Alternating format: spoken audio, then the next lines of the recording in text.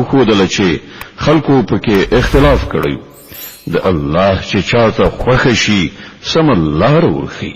حسبتم أن تدخلوا الجنة ولما يأتكم مثل الذين خلوا من قبلكم مستهم البأساء والضراء وزلزلوا حتى يقول الرسول والذين آمنوا معه متى نصر الله ألا إن نصر الله قريب. تاسې دا انګیرلې چې هم داسې به جنت ته ننوځئ په داسې حال کې چې لا تر اوسه پر تاسې هغه هر څه نه دي تېر شوي چې له تاسې نه پر مخکنیو مؤمنانو راغلي دي. په هغو ستونزې راغلې کړاوونه ورته ورسېدل ولړزولي شول ان تر دې چې د وخت رسول او د هغه مؤمنانو ملګرو فریادونه وکړل چې د الله مرسته به کله راشي. په هغه وخت کې هغو ته ډاډینه ورکړای شوه چې هو د الله مرسته نږدې ده.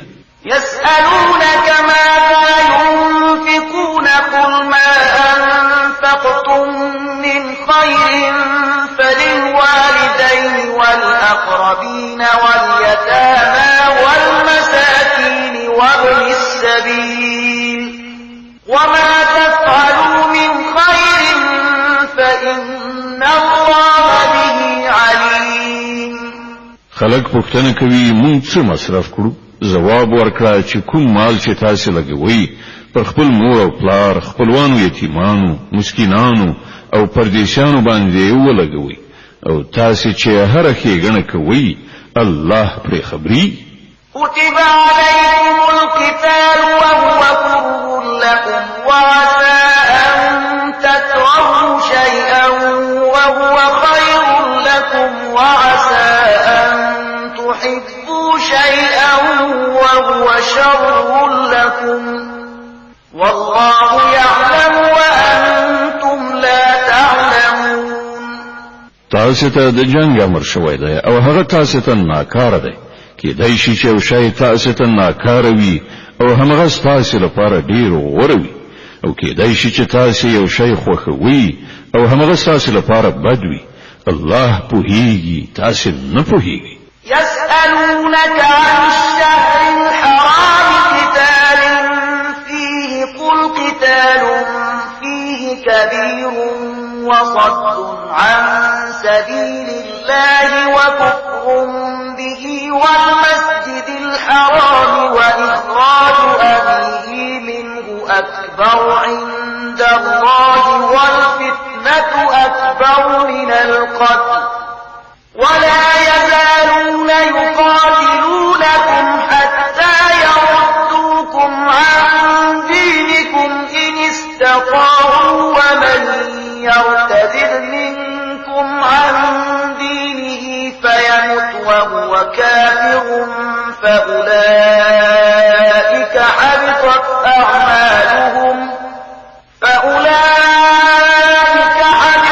أعمالهم في الدنيا والآخرة وأولئك أصحاب النار هم فيها خالدون.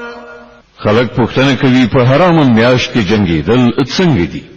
وایا په دې کې جنگ کول ډیر بد دي خو د خدای له لارې نه د خلکو منع کول پر الله باندې کافر کېدل د مسجد حرام لار د خدای پالونکو پر مخ تړل او د حرم اوسیدونکو له هغه ځای ایستل د خدای په وړاندې لدینه هم ډیر زیات بد کار دی او فتنه له وینو تویولو نه سخته ګناه ده. وی بل تاسو سره تل په جنگ اختوي ان تر دې چې کې وسه ورسیږي نو تاسو بل دې دین نه واړوي او په دې کې پوښي چې له تاسو نه چې هر څوک له دې دین نه واوړي او د کفر په حالت کې ومري د هغه عملونه په دنیا او آخرت دواړو کې وابزا او زایش. دا چې خلک ټول دوزخیان دي او تل به په دوزخ کې اوسېږي. إن الذين آمنوا والذين هاجروا وجاهدوا في سبيل الله أولئك يرجون رحمة الله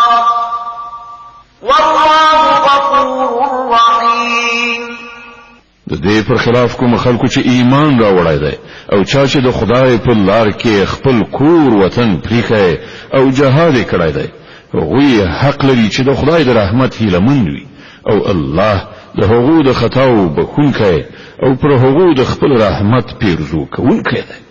د بقره مبارکه سوره چې د قران عظیم شان دوهمه سوره ده په مدینه منوره کې را نازله شوې ده 280 مبارک آیاتونه لري. تلاوت او پښتو ترجمه یې له 219 آیت څخه اوري. يسألونك عن الخمر والميسر قل فيهما إثم كبير ومنافع للناس وإثمهما أكبر من نفعهما ويسألونك ماذا ينفقون قل العفو كذلك يبين الله لكم الآيات لعلكم تتفكرون في الدنيا والآخرة. پوښتنه کوي د شراب او جواری یعنی قمار څه حکم دی؟ وایا په دواړو کې لوی ګناه ده که څه هم د خلکو لپاره به څه ګټه هم پکې وي خو ګناه یې له ګټې نه ډیره زیاته ده. پوښتنه کوي موږ د خدای په لار کې څه مصرف کړو؟ وایا هغه څه چې ستاسو له اړتیا نه زیات وي. په دې ډول الله تاسو ته خپل احکام په څرګنده توګه بیانوي ښایي چې تاسو د دنیا او آخرت دواړو په باب فکر وکړئ. ويسألونك عن اليتامى قل إصلاح لهم خير وإن تخالطوهم فإخوانكم والله يعلم المفسد من المصلح ولو شاء الله لأعنتكم إن الله عزيز حكيم. پوښتنه کوي له یتیمانو سره دې څه چار چلند وشي؟ وایا په کوم ډول چلند کې چې د هغو ښېګڼه وي د همغه غوره کول ډیر ښه دي او که تاسو خپل او د هغو خرڅ او لګښت او ژوند ژواک سره ګډ او شریک کړئ څه باک نشته نو هغوی خو ستاسو ورونه دي. د ورانکارو او روغچارو دواړو حال الله ته ښکاره دی. که د الله خوښه شوی وای نو په دې کار کې به تاسو له ستونزو سره مخامخ کړي وای مګر هغه په واکمنۍ سربیره د حکمت څښتن هم دی. ولا تنكحوا المشركات حتى يؤمن ولأمة مؤمنة خير من مشركة ولو أعجبتكم ولا تنكحوا المشركين حتى يؤمنوا ولعبد مؤمن خير من مشرك ولو أعجبكم أولئك يدعون إلى النار والله يدعو إلى الجنة والمغفرة بإذنه ويبين آياته للناس لعلهم يتذكرون. تاسو له مشرکو خلکو سره هیڅ کله نکاح مکوئ ترڅو چې ایمان نه راوړی. یو مسلمان وینځل آزاد مشرک نه ډیره خله که څه هم چې ستاسو هغه ډیره خوښوي او مسلمانې ښځې مشرکانو ته هیڅ کله په نکاح مو ورکوي ترڅو چې هغه ایمان نه راوړی. یو مسلمان غلام له آزاد مشرک نه ډیره خله که څه هم چې هغه ستاسو ډیر خوښوي. دا کسان تاسو د اور خواته دعوت کوي او الله په خپل اذن سره تاسو ته د جنت او بخنی په لوري بلنه درکوي او هغه خلکو ته خپل حکمونه په څرګنده توګه بیانوي کېدای شي چې هغوی درس واخلي او نصيحت ومني. ويسألونك عن المحيض قل هو أذى فاعتزلوا النساء في المحيض ولا تقربوهن حتى يطهرن فإذا تطهرن فأتوهن من حيث أمركم الله إن الله يحب التوابين ويحب المتطهرين.